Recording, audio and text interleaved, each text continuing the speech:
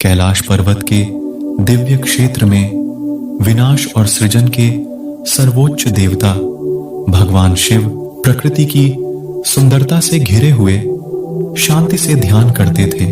दूर एक घने जंगल में एक शक्तिशाली राक्षस भस्मासुर ने कठोर तपस्या के माध्यम से अमृता प्राप्त करने की कोशिश की।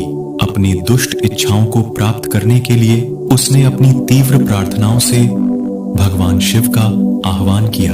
भस्मासुर की अटूट भक्ति से प्रभावित होकर भगवान शिव उसके सामने प्रकट हुए। भस्मासुर ने अमृता की इच्छा व्यक्त की, जिस पर भगवान शिव ने उसे वरदान दिया, लेकिन एक मोड़ के साथ।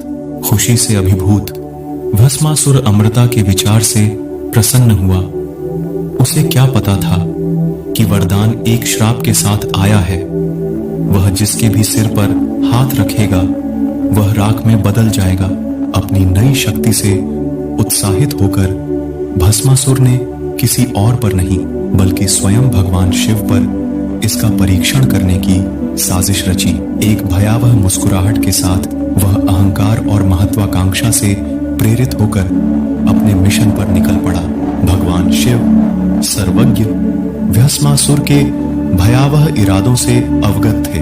उससे डरने के बजाय उसने शांति से राक्षस को मात देने और दैवीय व्यवस्था की रक्षा करने की योजना तैयार की। जैसे ही भस्मासुर दुर्भावनापूर्ण इरादे से पास आया, भगवान शिव ने अपनी दिव्य शक्ति प्रकट की। उन्होंने विनाश का लौकिक नृत्य तांडव शुरू किया, जिससे आसपास का वातावरण आग की लपटों और दैवीय ऊर्जा से भर गया।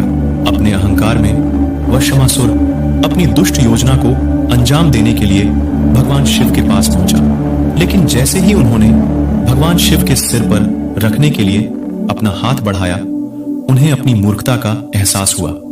जैसे ही भगवान शिव निकट आए, भय ने उनके दिल को जकड़ लिया और भागने की बेताब कोशिश में भस्मासुर को अपरिहार्य मृत्यु का सामना करना पड़ा। भस्मासुर की हार के साथ भगवान शिव ने ब्रह्मांड में संतुलन बहाल किया। विजयी और शांत होकर उन्होंने कैलाश पर्वत पर अपना शाश्वत ध्यान जारी रखा, जो बुराई पर अच्छाई की विजय का प्रतीक था। भगवान शिव और भस्मासुर की कहानी अहंकार के परिणामों और दिव्य ज्ञान की सर्वोच्चता की एक शाश्वत याद दिलाती है। करुणा और शक्ति के प्रतीक भगवान शिव अपने भक्तों को प्रेम, सुरक्षा और ज्ञान का आशीर्वाद देते रहें।